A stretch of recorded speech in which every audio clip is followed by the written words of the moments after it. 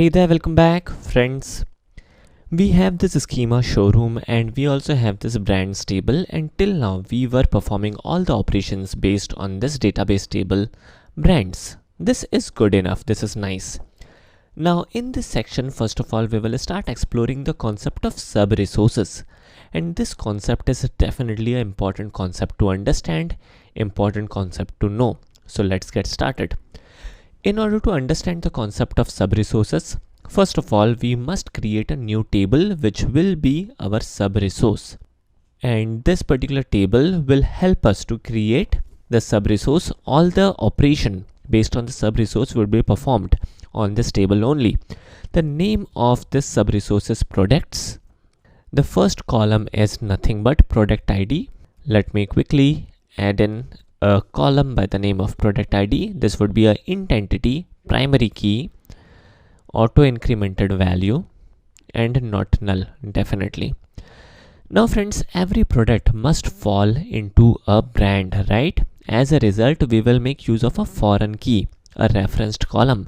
So in here we will make use of a yet another column by the name of brand ID, and this is nothing but a foreign key. Now the data type of the foreign key and the data type of the referenced column needs to be same. So in here, this particular brand ID is nothing but, let me show you, this is a int column, int 11 column, right? So in here, inside this product table, this particular data type, the data type of brand ID column must be int. So let me use int. And now moving forward, we must mark this as a foreign key, right? So in here, we have this option of foreign key down here. Let me click on this option of foreign key, and let us give the name of the foreign key as brand ID. We will refer the table brands. We will use the column brand ID to reference the column brand ID. Alright, so now let us navigate to columns, and in here let me add a yet another column by the name of product name, and finally let us also add a yet another column by the name of category. Now friends, what is this category? For example, the brand manufacture different type of products, a bike, a car, or even a jet. So these are the products, and every product will fall under a category. As of now, as our database table is based on the schema showroom, we will talk about automobile, and we will have the categories like bike and car. Alright, so these are good enough.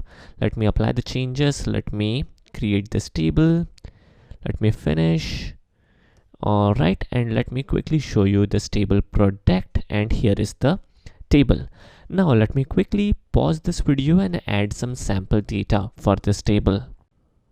Alright, so I have added some sample data. In total there are like 15 models. Some of the products are bike, some of the products are car. Moreover, the brands which we have taken into consideration are two. These two brands are firstly Honda and then Suzuki. So the ID of Honda is 2 and ID of Suzuki is 5, which we are referencing in our existing table. Moreover, it would be rather better if we also add some sample cost to these products.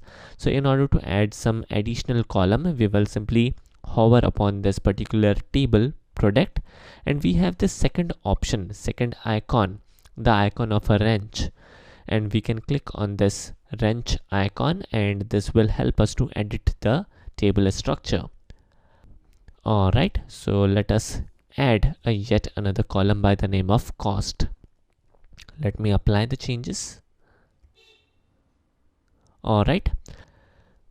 Now friends, I would be adding some sample cost to this particular table. Let me show you the table real quick. As of now it is showing null, but I would be adding some sample cost, and these costs are not real life cost. These are simple demo data, some random data. Alright, so let me pause this video again for a couple of seconds and add some sample cost to these product. Alright, so this particular table is ready with us with sample data, which is amazing. This is cool, this is nice. And from our next video we will start exploring how to access this table and how to make use of sub resources concept in order to deal with this table. Alright, so this is good, and the name of the table is products, not product, because there are like multiple products in this database table. Thanks for watching, have a nice day and take care.